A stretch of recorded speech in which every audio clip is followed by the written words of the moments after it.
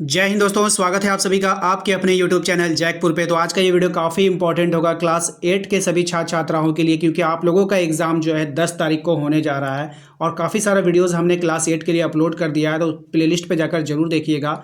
Playlist का link हमने description में डाल दिया है, या नहीं तो इसी वीडियो के लास्ट में आपको दिखेगा, वहाँ पर भी क्लिक करके देख सकते हो। तो चलिए स्टार्ट करते हैं और बिल्कुल ट्रिक से, बिल्कुल बेसिक मेथड में नहीं जाएंगे। कोशिश करेंगे कि आप लोगों को एग्ज़ाम का समय एक दिन बचा है, कुछ ऐसा ट्रिक बताया जाए ताकि आप एग्ज़ाम में अच्छे मार्क्स ला पाओ। ठीक है, तो चलिए शुरू करते हैं और चैनल को सब्सक्राइब कर लीजिएगा, अपने व्हाट्सएप ग्रुप को जरूर ज्वाइन कीजिएगा, लिंक हमने डिस्क्रिप्शन में डाल दिया है। देखिए, सबसे पहला सवाल में आपसे बोला है कि 5 का गुणात्मक प्रतिलोम क्या होगा। देखिए, सीधी सी बात है, गुणात्मक जब बोलेगा ना तो 1 के नीचे कर दो सीधा। 1 का मल्टीप्लाई किया जाता है उल्टा करके, ठीक है, गुणात्मक प्रतिलोम। ठीक है, ये ट्रिक है। बेसिक मेथड कुछ और है, लेकिन हम आपको बता रहे हैं कि जब भी कभी बोलेगा गुणात्मक प्रतिलोम, यानी कि प्रतिलोम से विलोम, व्युत्क्रम, उल्टा, किसी भी चीज़ को उल्टा करना हो, जैसे 6 को उल्टा करना हो तो 1/6, 5 को उल्टा करना हो 1/5, 4 को उल्टा करना हो 1/4। तो इस तरह से आप लोग इसको उल्टा करके लिखिएगा। तो पहला सवाल यहाँ पे हो गया, 5 का गुणात्मक प्रतिलोम 1/5। ऑप्शन डी इस करेक्ट आंसर, ऑप्शन डी होगा। ठीक है, नेक्स्ट है आपका गुणनफल 1 प्राप्त करने के लिए 7/23 को किससे गुना करेंगे।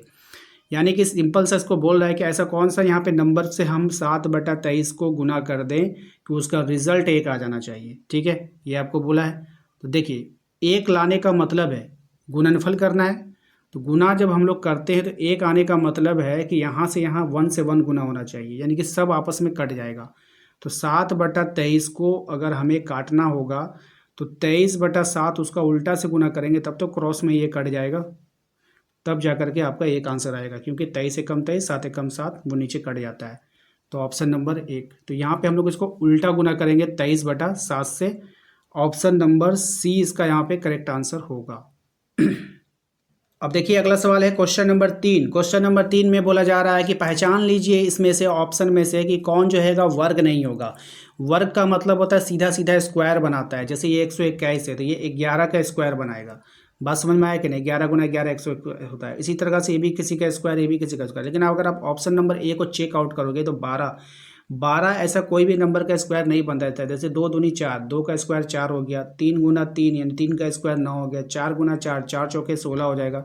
12 कभी आएगा ही नहीं, तो नहीं आएगा, इसलिए ऑप्शन नंबर ए इसका करेक्ट आंसर होगा। क्वेश्चन नंबर 4 पे आइए, कह रहा है आपसे 441 एवं 484 के बीच कितनी पूर्ण संख्याएं हैं। ठीक है, तो 440 और 41 के बीच में जो पूर्ण संख्याएं हैं वो शून्य हो जाएगी। कितनी हो जाएगी? शून्य हो जाएगी। ठीक है, ये बात का ध्यान रखिएगा। नेक्स्ट है, एक वर्गाकार फर्श जिसकी एक किनारा 5 सेंटीमीटर है, उस फर्श का क्षेत्रफल क्या होगा। यहीं पर देखिए, वर्गाकार बोल दिया। वर्ग का मतलब होता है इस तरह से, वर्ग का क्षेत्रफल हम लोग लिखते हैं भुजा का स्क्वायर। क्या लिखते हैं? भुजा का स्क्वायर। क्या बोला है? किनारा कितना है? 5 सेंटीमीटर, 5 मीटर है। ठीक है, तो आपको बोला है फर्श का क्षेत्रफल, तो फर्श का क्षेत्रफल क्या हो जाएगा?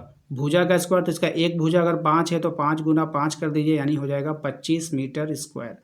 यानी कि मीटर स्क्वायर को ही हम लोग बोलते हैं वर्ग मीटर। तो 25 वर्ग मीटर, वर्ग इकाई नहीं, वर्ग मीटर हो जाएगा। ठीक है, ऑप्शन नंबर सी।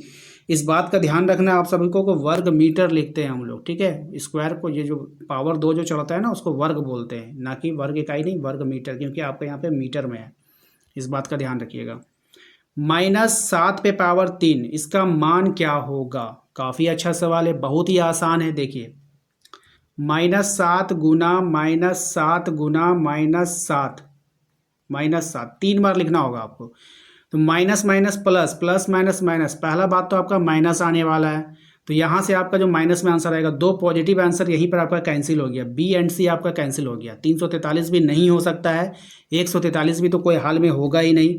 ठीक है, अब रहा बात 7 सते 49, 49 सते कितना होता है ये आपको देख लेना है। तो 49 सते कितना हो जाएगा? 49 सते 9 सते 63 के 3, 6 बचा, 7 चौके 28 और 6 कितना हो जाएगा? 30 और 4 34, 343।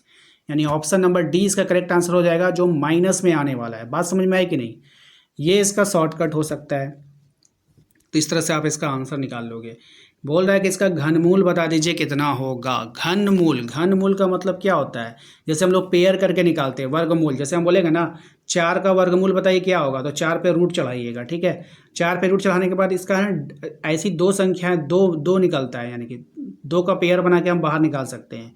ठीक है। उसी प्रकार से घन में क्या करते हैं, 3 3 का जोड़ा बना करके एक एक करके बाहर निकलेगा। तो मान लो कि हमें इस पर रूट चढ़ा दिए, तो देखिए यहाँ पर 3 2 3 गो है तो 1 और 2 बाहर आ गया, 3 3 गो है तो 1 और 3 बाहर आ जाएगा, 4 3 गो है तो 1 और 4 बाहर आ जाएगा। तो 2 तिया 6, 6 चौके कितना हो जाएगा 24। ऑप्शन नंबर डी हमारा यहाँ पे करेक्ट आंसर हो जाएगा। ठीक है, आशा करते हैं कि सबको समझ में आ रहा होगा। आइए अगले सवाल पे आते हैं। अगला सवाल देखिए क्या है हमारा, कह रहा है कि एक पूर्णांक ए पे पावर एम के लिए एम कहलाता है, कोई भी ए है उस पे पावर एम है, ये जो एम होगा ये क्या कहलाएगा, तो इसको हम लोग घातांक बोलते हैं। क्या बोलते हैं, घातांक। ठीक है ना, पावर पास यहाँ जो रहता है पावर को हम लोग घातांक बोलते हैं। 2/3 का गुणन व्युत्क्रम क्या होगा, व्युत्क्रम, व्युत्क्रम उल्टा। अभी हमने आपको बोला उल्टा कैसे निकालेंगे, 4 का उल्टा 1/4, 5 का उल्टा 1/5, पलट देना है। तो हम इसको भी पलटेंगे, 2/3 है तो 3/2 कर देंगे, उल्टा कर देंगे। ऑप्शन नंबर सी हमारा करेक्ट आंसर हो जाएगा। ठीक है, बिल्कुल। आइए क्वेश्चन नंबर 10 पे आते हैं। क्वेश्चन नंबर 10 में बोला जा रहा है ए पे पावर एम है गुना बी पे पावर एम किसके बराबर होगा। देखिए जब भी गुना में रहे, देखिए ए है, ए पे पावर एम है गुना बी पे पावर भी एम है। ध्यान दीजिएगा जो बात हम आपको समझाना चाह रहे हैं, जब कभी भी पावर सेम हो, ठीक है, पावर सेम हो तो क्या करेंगे हम लोग, वहाँ पर इस बात को समझिए, जब कभी भी पावर सेम हो और ये गुना में है, दोनों नंबर अलग अलग है, देख लीजिए ये ए है और ये बी है, तो ए को बी से गुना कर दीजिए। अब पावर तो दोनों का सेम है, तो सेम है तो आप सेम पावर यहाँ पे लिख दीजिए। इसका मतलब होता है कि ये एम पावर जो है आपका, ये एम पावर जो है ए के ऊपर भी है और बी के ऊपर भी, तब ना हम लोग ब्रैकेट में, ब्रैकेट का मतलब भी यही होता है, जब हम ब्रैकेट हटाएंगे तो फिर से ये ए पे पावर एम हो जाएगा, बी पे पावर एम हो जाएगा।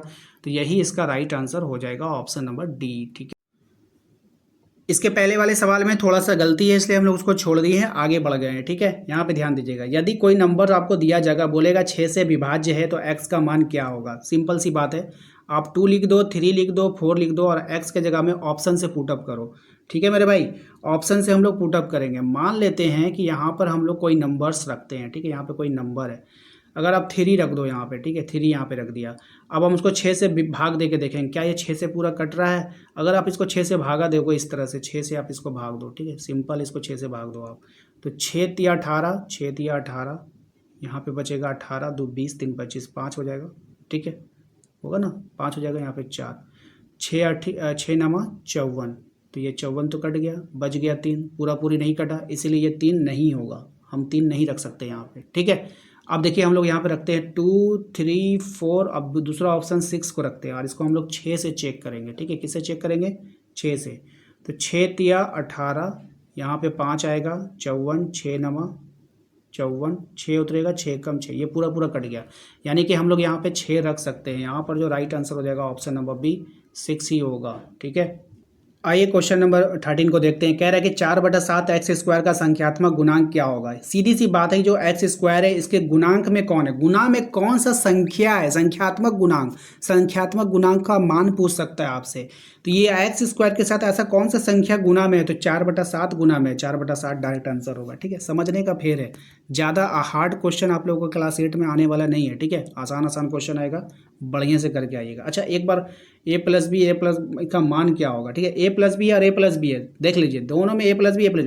हमारा कहने का मतलब है कि अगर आपको बोलेगा बाबू 2 गुना 2 है तो आप क्या बोलेगा, भैया 2 गुना 2 तो 2 का स्क्वायर होता है। बहुत सही पकड़े हैं आप। उसी प्रकार से अगर हम a प्लस बी को हम a प्लस बी का होल स्क्वायर लिख सकते हैं। ठीक है बाबू, सिंपल है, जब सेम सेम है तो उस पर पावर चला देंगे, 2 को है तो 2 को पावर चला देंगे, ऊपर 2 लिख देंगे। अच्छा a प्लस 2 का होल स्क्वायर का मान क्या होगा। ठीक है, तो ये आपका a होता है, ये b होता है, तो आप इसको कैसे लिख सकते हो, एक फॉर्मूला होता है। फॉर्मूला क्या होता है, फॉर्मूला होता है a square plus 2ab plus b का स्क्वायर, ये फॉर्मूला होता है। अब इसी फॉर्मूला पे हम लोग इसको बैठा देंगे। देखिए a का मान में तो a है तो a स्क्वायर रहेगा, 2ab, ab का मतलब फिर से 2 फिर से a, ठीक है, प्लस b का स्क्वायर का मतलब 2 का स्क्वायर। अब आप इसको अगर आप सॉल्व करने लगोगे तो यहाँ पे क्या हो जाएगा, यहाँ पे हो जाएगा a का स्क्वायर प्लस यहाँ पे देखिए 2 दूना 4a हो जाएगा और फिर यहाँ पे प्लस 4 हो जाएगा, a स्क्वायर 4a 4 हो जाएगा। ए स्क्वायर 4 है, 4 देखिए कहाँ पे है, कौन सा ऑप्शन में है, सब लोग कमेंट करो कौन सा ऑप्शन में है। तो ये आपको दिख रहा है भैया, डी ऑप्शन में दिख रहा है हमें, A square 4 A plus 4, D option, D option, तो डी इसका राइट आंसर। आशा करते हैं कि आप लोगों को आज का ये वीडियो पसंद आएगा। वीडियो अच्छा लगा तो वीडियो को लाइक करके चैनल को सब्सक्राइब करिएगा। कमेंट बॉक्स में आप अपना नाम और अपने शहर का नाम जरूर टाइप कीजिए, हमें पता चल सके कि आप लोग कहाँ कहाँ से हमारे चैनल पे विजिट कर रहे हो। ठीक है, और सेकंड पार्ट के लिए मैं तुरंत आप लोगों के लिए जल्दी अपलोड करूँगा ताकि आप लोग का एग्ज़ाम अच्छा से हो पाए। Thank you.